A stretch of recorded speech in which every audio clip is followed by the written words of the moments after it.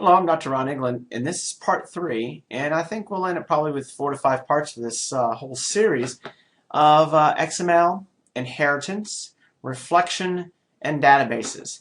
And now you can kind of see where I'm going with this. My objective here was to create a object repository in a database that could automatically recognize types of objects, take their properties, convert it to XML, store it in the database with a number of very easy to use methods.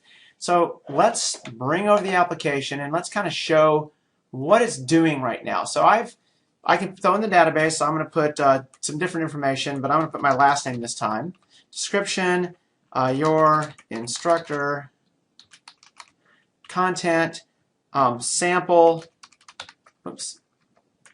sample for COP 4834. I'm going to go ahead and hit the go. That's going to push all that information into here.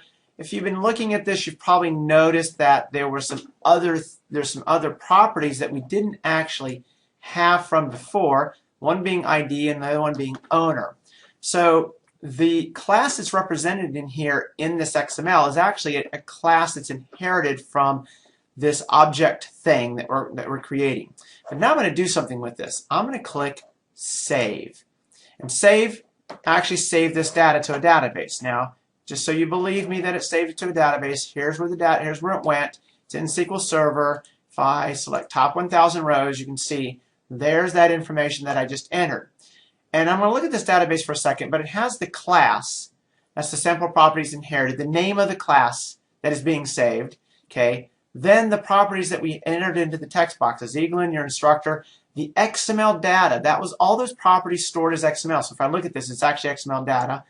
I also store the owner user ID. Every object in this pattern that we're creating actually has to have an owner because you want to be able to retrieve those objects by the owner name. And this is going to be a multi-user system. And then I actually, for good measure, I put a last edited date. That allows me to look at when the things have been edited. So how does this work and why does it even work? Well, let's go ahead and close this out and let's come back over here to the code.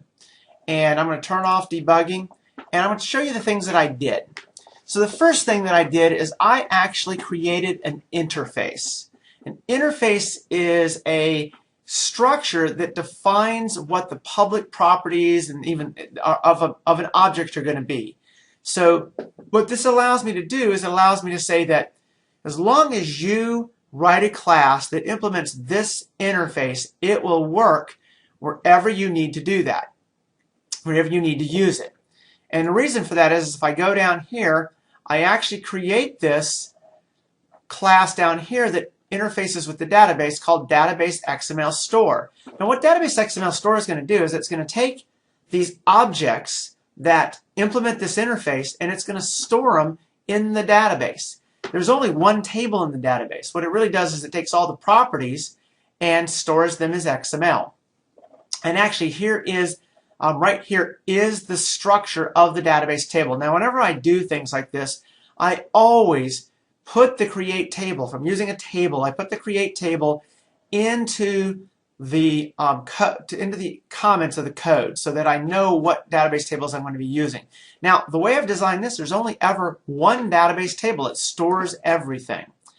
And it can have different methods. Now, I've only implemented one method for this lecture, which is the insert method.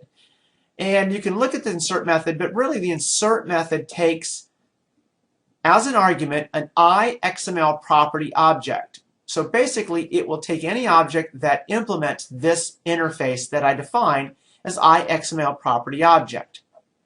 Okay, so that's how this whole thing works. And what it does here is I've actually created an insert with a number of parameters. I create a connection. You can look at my database lectures to see how I do this, but I create a connection. I set those parameters. I open the connection. I execute non-query because this is an insert. And then I return a string that says data saved, which you saw back in the interface. If you remember, it actually said data saved. And if there's a message, I capture that message and I throw it back to the interface. Maybe the database isn't accessible or something like that at the time. So I capture all that.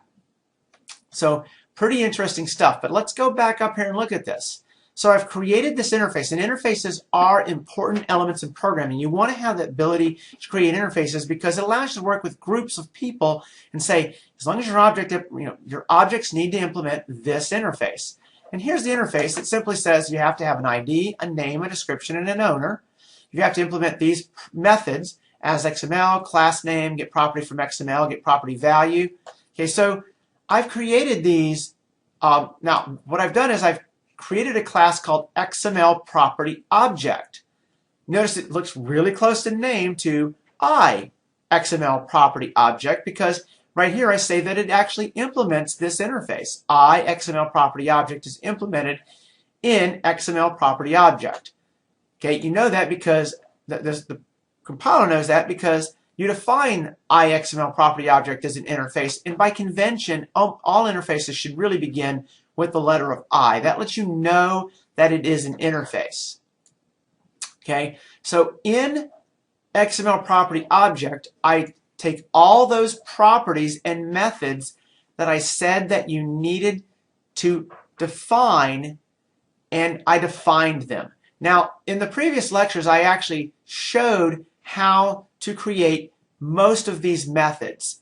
Just a few little changes that I did in this, which is essentially refactoring by, I don't like to have code in multiple places within this, but I did take one thing that was critical here to make this work.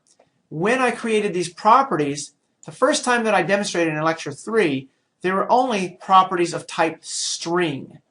And now I've got a property of type int. If you try to run this with a property that is not of type string, and you come down here and you look at it and say, well, when you set property, it takes a string and a string. But now I'm going to be creating properties, I'm going to be using properties that are not of type string. And I'm going to be trying to set their values from the XML. Well, this is not so good because it'll bump, it'll crash. So what I do is I use this little line of code here.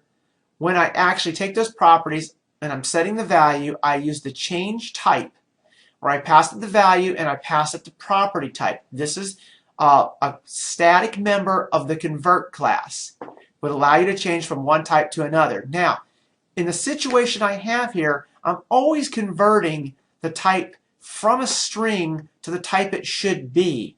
And converting back and forth, it may or may not work. It depends on if you have bad data in there. Okay? But this, well, not bad data, but you have data that doesn't match the types. So typically when you take any type of object and you convert it to a string, it's almost always going to work. It's very easy to represent most objects as a string. But sometimes when you're taking an object that's a string and you want to convert it to a numeric like an integer and it doesn't convert to an integer, you might get an exception thrown. And in that case, you can capture this and essentially set the value to be a default of that specific type. I didn't do that here, but it's something you could do. I'm going to go back down here a little bit to this concept of now saving this stuff in the table. I've only created one method called insert, but what insert does is it saves the class. And this is actually the class name. If you look right here in the field in the database called class, I saved the class name of the class. Now, because I used a class that inherits from the class XML property object, called in this case sample properties inherited, that's the name of the class that gets saved. But the beauty is that you can have any class as long as it inherits from XML property object.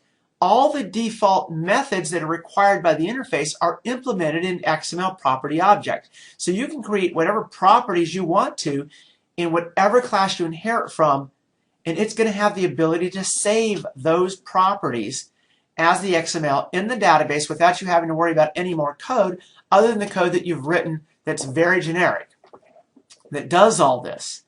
So here's my insert code, and I am going to write the insert, the select, the delete, and the update code so that you'll have access to all these different codes. So you can see all that code and you'll have it.